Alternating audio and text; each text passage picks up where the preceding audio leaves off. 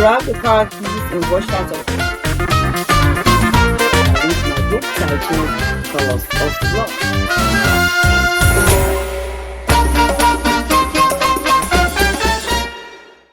Hello, you're welcome to my channel. Thank you so much for joining me again today. My name is Adeola. You're welcome to another episode of Olabooks Readers Reviews, where I have been reading my book titled Colors of Love. If you're joining me for the first time, check the description box below for links to previous episodes so you can understand the story and know where we're coming from. And I have a big shout out today to Matters of Opinion. Thank you for your comments. I was so impressed when I read that you said I inspired you to start reading, and I really appreciate you coming out like that. And also thank you for responding to the question I asked in the last episode. All right, okay, you all can check out Matters of Opinions link in the description below. You can check out his channel and see the amazing things he's doing there. All right, let's go straight into reading. I'm still reading Colors of Love. I'm thinking of switching to another story. Let me know what you think. If you want me to switch to another story right now, or you just want me to continue reading. Okay? In the last episode, I finished the reading of chapter 5. Today, I will continue reading Colors of Love, starting from chapter 6. The decision. This is what it looks like. This is the picture. So what is her decision going to be? All right, come on with me. Yenny came visiting again. She wanted to see Omolara before she went back to Nigeria. It was another excellent time for Carrie. Having her mother and her best friend with her for that weekend was a great joy. What a blessing to have such loving people around her. She had requested that her mother would visit her dad with her, but she refused.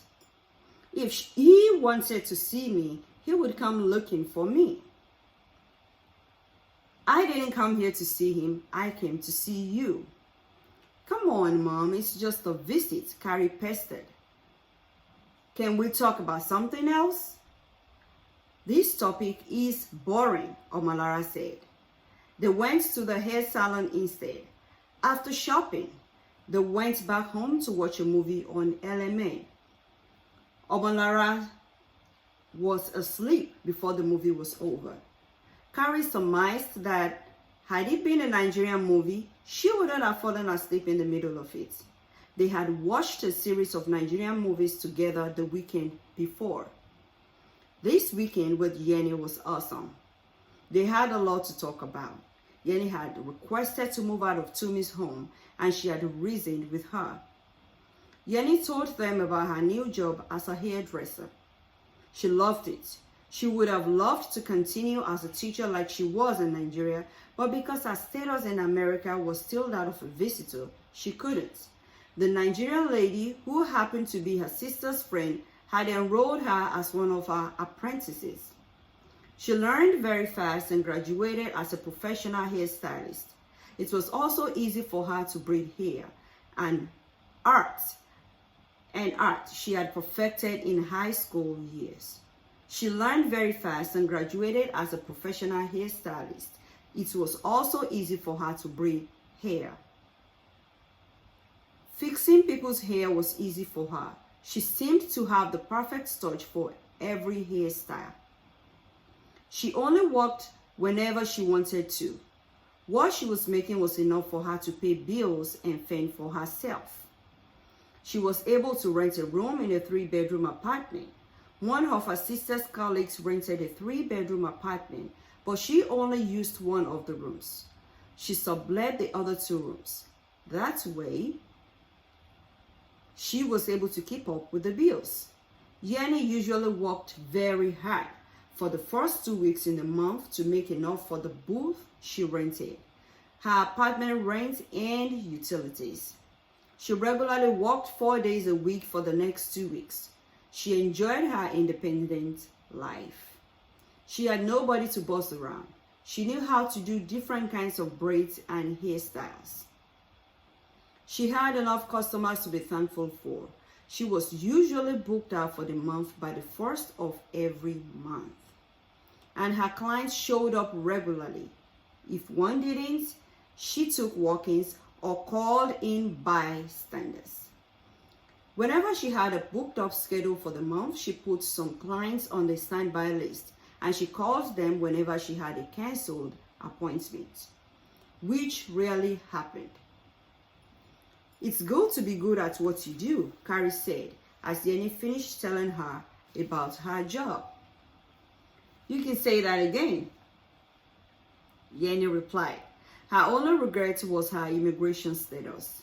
She had thought about going back to Nigeria before her visa expired, but didn't find it realistic. The experience she had there was too much for her. She had nothing to go back to, but an empty lifestyle and old, painful memories. She filed for an extension of stay. Another 6 months was approved. Hopefully, she would be able to exchange her immigration status before her 2-year visa would lapse. It was Carrie's turn to say something, and he was hesitating, and she was hesitating. So Jenny asked her what development there was in her relationship with Tosin. The moment the friend waited patiently for an answer. She told them she had made up her mind to forgive him and go on with the wedding as they had both planned. She said to them that she had a heart-to-heart discussion with him, and he confessed to her that he was dating her and Susan at the same time because Susan wouldn't let go of him. He told her that he loved Carrie and would do anything to have her as his wife. He also told her he had broken up with Susan and would never hook up with her again. That was a promise. She said she thought about it and decided to forgive him since he had told her the truth and he had repented. Okay. Everyone ever sins sometimes. Besides, I still love him. He's my dream man. You need to see him pleading with me on his knees, shedding tears like a baby. That's my decision. What do you think? She expressed more of a conclusion than a question. Omolara and Jenny exchanged looks. They were both silent for a long time. When the silence became unbearable, Carrie walked to the window. She was staring at the empty winter streets, feeling as cold as the weather on the inside.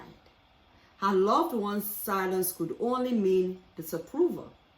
What would she do if she lost the love and friendship of her mother and her best friend? Would Tosin's love for her be able to fill in for theirs? Jenny walked up to her and put her hands around her. Is that your final decision? She asked. Carrie whispered, yes. I know. I would have loved to hear you say you were breaking up with him, but since you chose to go ahead with him, I have no choice but to respect your decision. Carrie was grateful. She gave her a big hug and said a big thank you. She walked over to her mother and asked her what she thought again. Her words were few. You want to marry him after I have shared my life story with you? My story didn't mean anything to you? Mom, the men in your life didn't want you.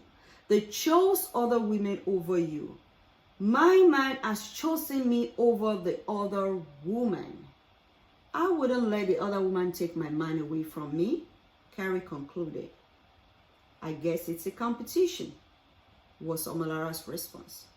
Well, her mother said, you have 3 examples to learn from. My story, Jenny's story, and your dreams. If after considering all of this, you still choose to marry him, then so be it. However, it would be my joy for you to break up this relationship. All right, so I am about to stop reading right now. Actually, I've stopped reading. And my comment right here is this. Is Tosin already Carrie's man? They are planning to get married. They are not yet married. They are not on the altar. But Carrie found out that he was dating another lady, actually Tosin was double dating, and Tosin said he will leave the other woman, he's going to marry Carrie. And Carrie is saying, oh, he's choosing me over her, so I am so impressed, and I love that. He is my man, I shouldn't let him go. Now answer that question, is he his man? When you are not married to a man, is he your man? When you're not married to a woman, is she your woman? Well, let me know what you think. Until next time, when I come your way again, concluding the reading of chapter 6, keep on reading, keep on writing, and stay blessed.